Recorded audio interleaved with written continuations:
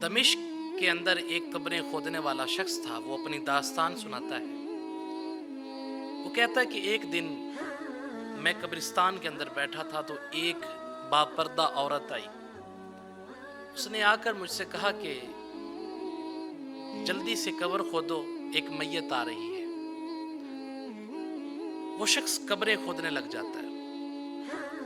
تھوڑی دیر کے بعد میت آتی ہے، اس کے ساتھ کچھ لوگ ہی ہوتے ہیں. وہ شخص کہتا ہے کہ جب میں اس میت کو قبر کے اندر اتارتا ہوں اور اوپر سے بند کرنے لگتا ہوں تو میں کیا منظر دیکھتا ہوں کہ اس نوجوان کی قبر جو ہے وہ وسیع ہو گئی ہے اور دو نوجوان خوبصورت ایک گھوڑے پہ سوار ہو کے آتے ہیں اور اس کو لے کر چلے جاتے ہیں. جب وہ یہ منظر دیکھتا ہے تو بے ہوش ہو جاتا ہے اور جب اس کو ہوش آتی ہے تو باہر نکلتا ہے، لوگوں کو کچھ نہیں بتاتا. خیر 6 ماہ کا عرصہ گزر گیا اور 6 ماہ کے بعد وہی عورت باپردہ ہو کر آئی اور کہا کہ ایک میت آ رہی ہے، جلدی سے قبر کھود دو. وہ قبر کھودنے لگا. تھوڑی دیر کے بعد میت بھی آ گئی، اس کے ساتھ چند لوگ تھے. وہ شخص کہتا ہے کہ جب میں نے اس میت کو بھی اس قبر کے اندر رکھا تو اس دفعہ بھی وہی منظر ہوا جو اس سے قبل ہوا تھا کہ قبر کھل گئی اور دو خوبصورت نوجوان گھوڑے پہ آئے اور اس میت کو لے کر اپنے ساتھ چلے گئے. لیکن اس دفعہ میں بے ہوش نہیں ہوا.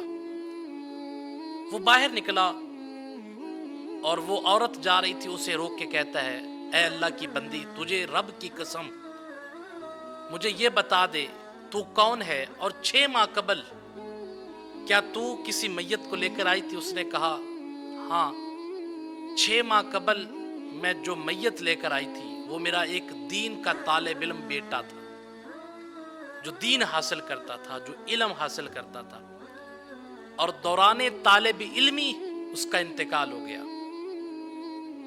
وہ قبر کھودنے والا شخص بولا، اس نے کہا کہ بی بی وہ تو تیرا بیٹا تھا، لیکن یہ کون ہے کہ جس کے اوپر اتنی رحمتیں اتری؟ کہا کہ اے انسان، یہ بھی میرا بیٹا ہے، لیکن یہ میرا بیٹا اس کی مدد کیا کرتا تھا جب وہ دین کی تعلیم حاصل کرتا تھا، جب وہ دین پڑھتا تھا. یہ اس کے لیے کھانا لے کر جاتا تھا، یہ اس کے لیے کپڑے لے کر جاتا تھا، یہ اس کی ضرورتوں کو پورا کرتا تھا، یہ اس کا معاون تھا. وہ شخص جب یہ داستان سنتا ہے قبرستان چھوڑ کے بھاگ نکلتا ہے.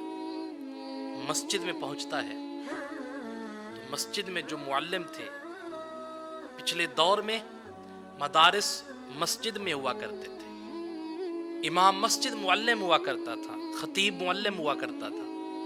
لیکن اب دور بدل گیا، مدارس علیحدہ کر دی گئے، مساجد علیحدہ کر دی گئی. تو وہ امام صاحب سے ملا اور کہا کہ صاحب میں دین حاصل کرنا چاہتا ہوں. امام صاحب نے کہا 50 سال تو نے کہاں گزار دیے اور اب آیا دین حاصل کرنے؟ اس نے سارا واقعہ سنایا. کہا اگر یہ بات ہے اور تو دل سے پکی نیت کر کے آیا تو تیری اللہ مدد کرے گا. اور وہ شخص دین حاصل کرنے بیٹھ جاتا ہے. پھر ایک وقت آتا ہے کہ لوگ اس کو عالموں میں شمار کرتے ہیں. پھر ایک وقت آتا ہے کہ اس کی 7 نسلوں میں عالم دین پیدا ہوتے ہیں. یہ دین کی برکت ہے، یہ قرآن کی برکت ہے، یہ حدیث کی برکت ہے. جو دین سے جڑ جائے، جو قرآن سے جڑ جائے، جو مصطفیٰ صلی اللہ علیہ وسلم کے فرامین سے جڑ جائے، اس کو دنیا میں بھی عزت ملتی ہے، اس کو قبر میں بھی عزت ملتی ہے، اور کل قیامت کے دن اس کو رب تعالیٰ کے سامنے بھی عزتوں کا تاج پہنایا جائے گا.